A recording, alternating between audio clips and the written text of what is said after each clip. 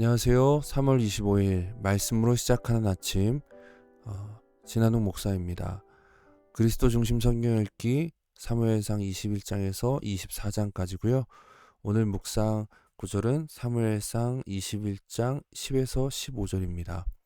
10절과 11절을 먼저 보겠습니다.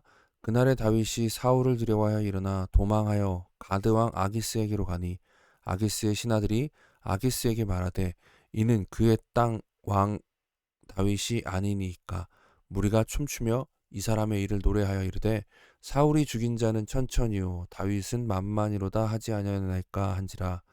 사울을 피해 달아난 다윗은 블레셋으로 도망하게 됩니다.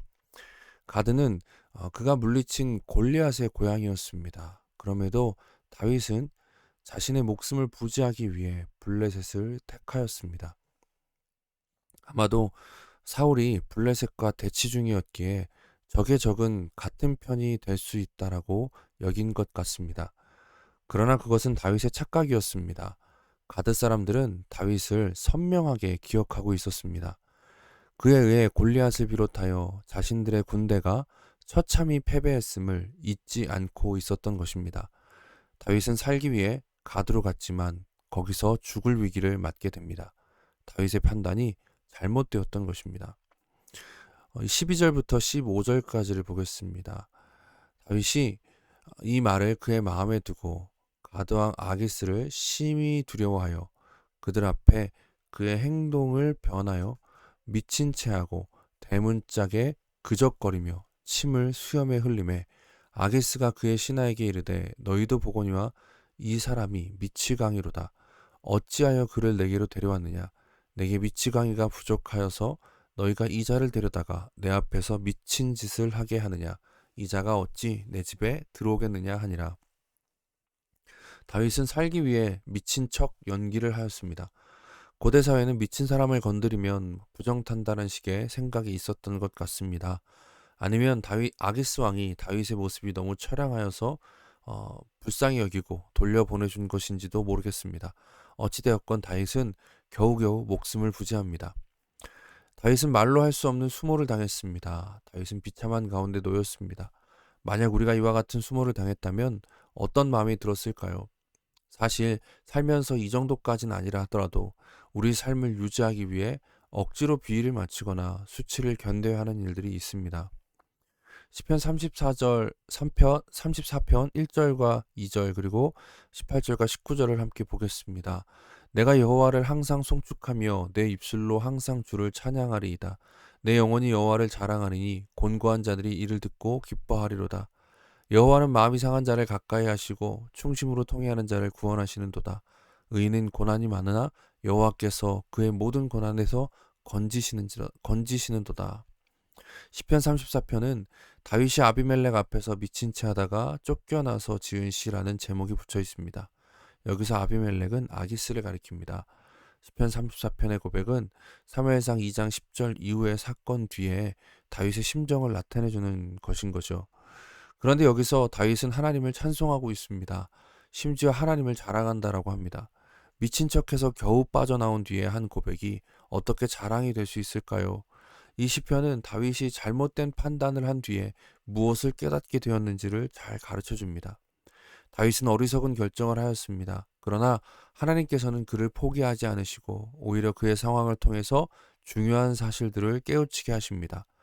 다윗의 어리석은 판단은 자기 자신을 의지한 결과였습니다. 그러나 다윗은 그 비참한 상황을 통해 하나님께서 자신을 지켜주신다는 것을 깨달은 것입니다. 다윗은 절체절명의 위기 가운데서 그를 건지시는 하나님을 보았습니다. 하나님을 의지하지 않고 자기 자신을 의지할 때 실패할 수밖에 없지만 하나님을 의지할 때 하나님께서 건지신다는 것을 체험하게 된 것입니다. 다윗은 위기를 겪으며 함께 하시는 하나님을 도리어 확신하게 되었습니다. 우리가 어떤 상황에 처해 있건 간에 우리가 처한 상황보다 하나님께서 우리와 함께 하신다는 사실이 더 중요합니다. 지금 일이 잘 되어도 내 뜻을 의지하고 있다면 도리어 염려해야 합니다. 반대로 지금 어려움이 있어도 하나님을 의지하고 있다면 걱정하지 않아도 됩니다. 신실하신 구주 예수 그리스도께서는 우리와 영원히 함께 하신다 약속하셨습니다.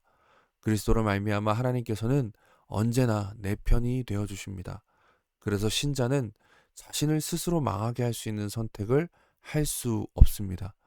합력하여 선을 이루시는 하나님께서 우리의 실수와 실패까지도 사용하시기 때문입니다. 다윗은 아기스 앞에서 당한 굴욕을 통해 하나님 없는 자신은 아무것도 아니라는 사실을 깨닫습니다. 동시에 하나님께서 함께 하시면 무엇도 두려워할 필요가 없다는 것을 깨달았습니다. 다윗의 생애는 하나님의 은혜의 통치 아래 있는 자의 모습을 보여줍니다. 우리도 그 은혜 아래서 걷고 있음을 잊지 않기를 바랍니다. 함께 말씀을 생각하며 기도하겠습니다. 사랑의 하나님, 오늘 우리가 말씀을 통해서 우리가 어떤 위치에 있는지를 기억하게 하여 주시옵소서. 내가 처한 상황이 아무리 비참하고 아무리 어렵다고 하더라도 그 상황으로 나를 판단하지 않게 하여 주시고 함께 하시는 하나님으로 나를 판단하게 하여 주시옵소서. 주님께서 영원토록 우리와 함께 하신다는 사실이 우리의 소망입니다. 우리가 어떤 상황 가운데 있더라도 심지어 때로 실패와 실수 가운데 있다 하더라도 하나님께서 우리의 도움이시오니 우리가 오늘도 힘있게 나아갈 수 있습니다. 주님을 자랑하는 우리가 되게 하여 주시옵소서. 오늘도 주님의 능력으로 말씀으로 승리하는 우리 모두가 되게 하여 주시옵소서. 예수님의 이름으로 기도드립니다. 아멘. 오늘도 주의 말씀이 우리를 살립니다. 말씀으로 승리하는 오늘 하루가 되기를 원합니다. 감사합니다.